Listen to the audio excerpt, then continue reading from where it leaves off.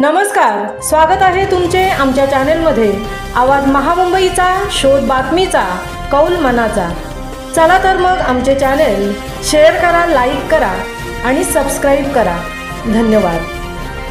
कशिडीच्या दोन्ही बोगद्यात अंधाराचे साम्राज्य, वाहन चालकांचा जीव टांगणीला। 11 केव्ही क्षमतेच्या विजेची मागणी। मुंबई गोवा महामार्गावरील कशिडीच्या दोन्ही बोगद्यातून शिमगोत्सवापासून प्रवास सुरू झाला आहे। मात्र अद्यापही वीज पुरवठा कार्यान्वित न झाल्याने दोन्हीही बोगद्यात अंधाराचे साम्राज्य आहे। वीज पुरवठ्यात येणाऱ्या व्यत्ययामुळे दोन्ही बोगद्यातून वाहन चालकाला अंधारातूनच वाहने हाकावी लागत असल्याची गंभीर बाब समोर आली आहे।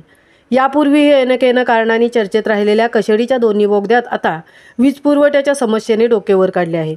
कायमस्वरूपी वीज पुरवठ्यासाठी महावितरणाकडे 11 केव्ही क्षमतेच्या विजेची मागणी राष्ट्रीय महामार्ग खात्याने महावितरणाकडे केल्यानंतर त्यापोटी 80 लाख रुपयांची अनामत रक्कम भरणा करण्याबाबत सूचित करण्यात आले होते।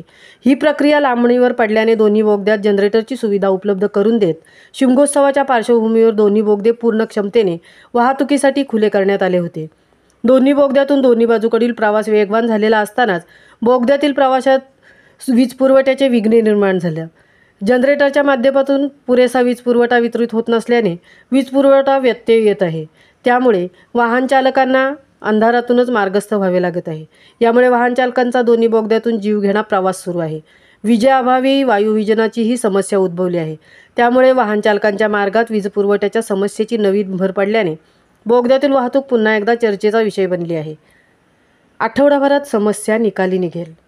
कशिडीच्या दोन्ही बोगद्यात विजेचा अतिरिक्त दाब वाढल्यामुळे वीज पुरवठ्यात व्यत्यय निर्माण झाला आहे। येत्या आठवडाभरात ही समस्या पूर्णपणे निकाली निघेल। महावितरणाने पुरेसा वीज पुरवठा वितरित करण्याची तयारी दर्शवली असून याबाबत आवश्यक त्या कागदपत्रांची पूर्तताही लवकरच केली जाईल, असे पंकज गोसावी, अभियंता, राष्ट्रीय महामार्ग खाते यांनी सांगितले। प्रशासन दुर्घटनेची वाट पाहते का?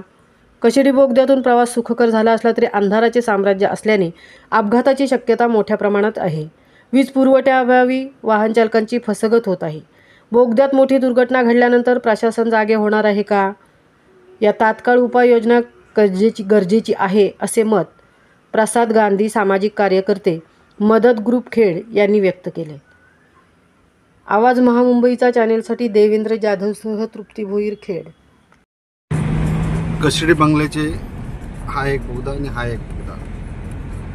बोगद्यामध्ये केव्हाच लाईट नसते। जर का अपघात झाला तर त्याला जबाबदार कोण? लाईटचं काम सगळं व्यवस्थित झालेलं आहे, पण केव्हाच रात्रीची लाईट नसते। जर अपघात झाला तर त्याला जबाबदार कोण? बघू शकता तुम्ही, पूर्ण बोगदा तुम्हाला दाखवतो। सुरुवातीचा पण दाखवतो, एंडिंगला पण दाखवतो। मी आत्ता रात्रीचे 10:26 झालेले आहेत, स्वतः प्रवास करत आहे।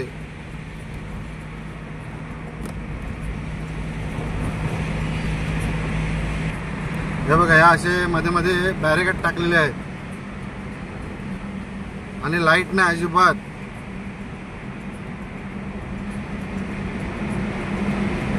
दोन्ही बोगद्यामध्ये लाईट नाही। आता मी एकच बोगदा दाखवू शकतो कारण मी एका बोगद्यामधून जात आहे। हे बघा, या असं रस्त्यामध्ये टाकलेलं आहे बघा, आणि लाईट नाही अजिबात।